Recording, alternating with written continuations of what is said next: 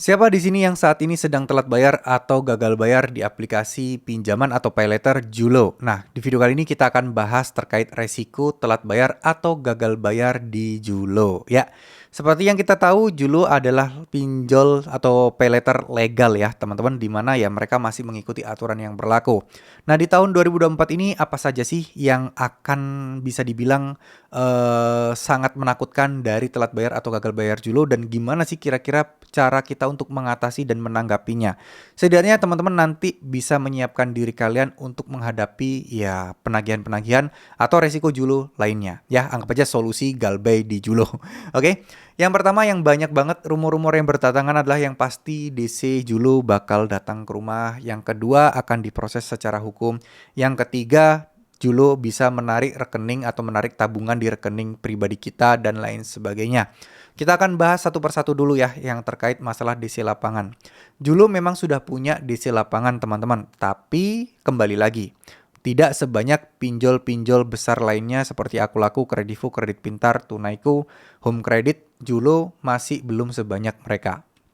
Kalau informasi yang saya dapat, rata-rata itu Julo masih hanya di seputaran Jabodetabek saja. Ya, di lokasi-lokasi lain masih belum ada, teman-teman. Jadi, yuk kita harus pahami juga, harus pahami betul bahwa nggak semua pinjol itu, nggak semua kota itu pasti bakal ditetengin DC lapangan dari Julo. Ini perlu kita camkan baik-baik. Jadi teman-teman terutama yang di daerah-daerah kecil, udah deh, nggak usah takut-takut masalah DC Julo akan datang. Tapi bang, CS-nya udah bilang data saya udah diterima oleh tim lapangan dan lain sebagainya. Itu klise. Hampir semua pinjol juga diberikan informasi seperti itu. Ya, masalah hal seperti ini di luar kontrol kita, teman-teman. Ya, pastikan fokuskan kalian fokus untuk solusi itu yang mana sih? Yang bisa kalian kontrol, bukan yang nggak bisa kalian kontrol. Maksudnya seperti apa? Maksudnya kayak gini. Ketika DC kapan datang, DC datangnya ngapain, itu adalah sesuatu yang nggak bisa kalian kontrol.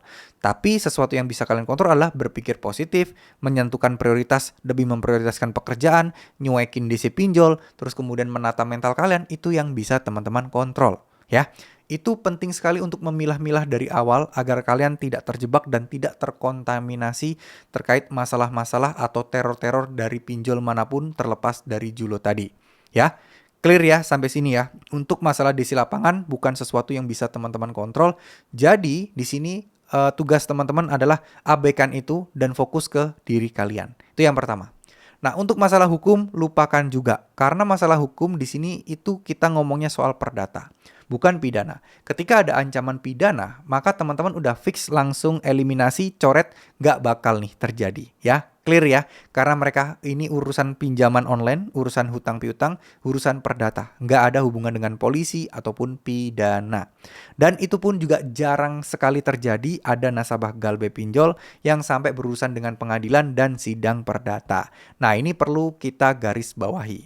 Ya, biar kalian tidak gampang dan tidak mudah diancam-ancam dan ditakut-takuti oleh oknum DC tersebut. Oke? Terus kemudian yang terakhir adalah rekening tabungan kita bisa didebit otomatis atau bisa langsung diambil otomatis. Jujur, hal seperti ini memang mungkin sekali terjadi kalau ada agreement dan kalau memang ada perjanjian. Nah, setahu saya dapat informasi juga dulu memang bisa seperti itu, tapi itu pun juga sesuai dengan kesepakatan teman-teman. Dan jangan khawatir juga, itu nggak semua uang langsung serta-merta dicabut gitu aja, enggak. Tapi ya sesuai dengan nominal pembayaran.